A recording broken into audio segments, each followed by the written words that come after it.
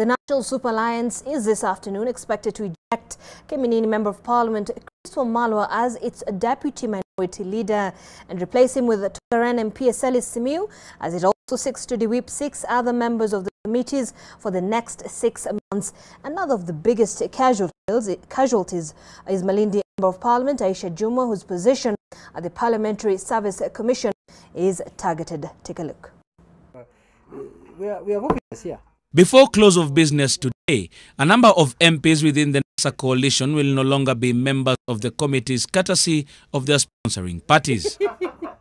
They are accused of disloyalty and advancing the agenda of another group and deserting their first love on whom they rode into parliament with.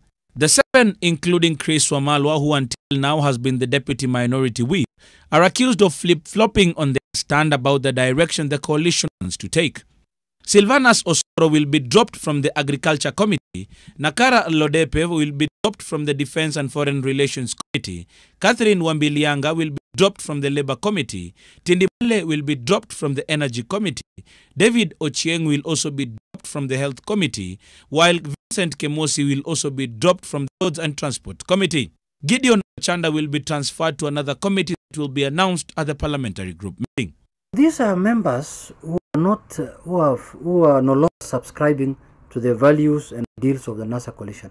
These are members who have decided on their own to participate in the advancement agenda of other parties.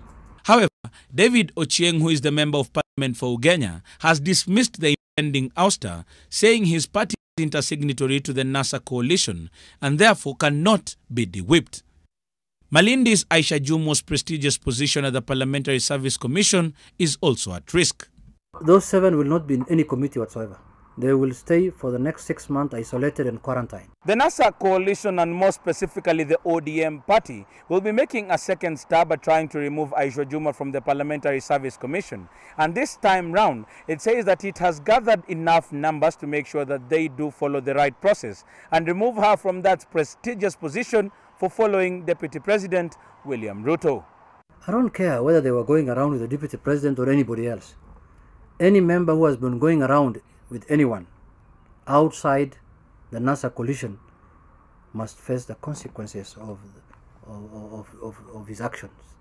There is lobbying for the position of Deputy Minority Whip, with Tongaren MP Eseli Simiyu and Saboti MP Caleb Bamisi said to be fighting it out to replace Wamalwa, who is also from Trans Nzoia County.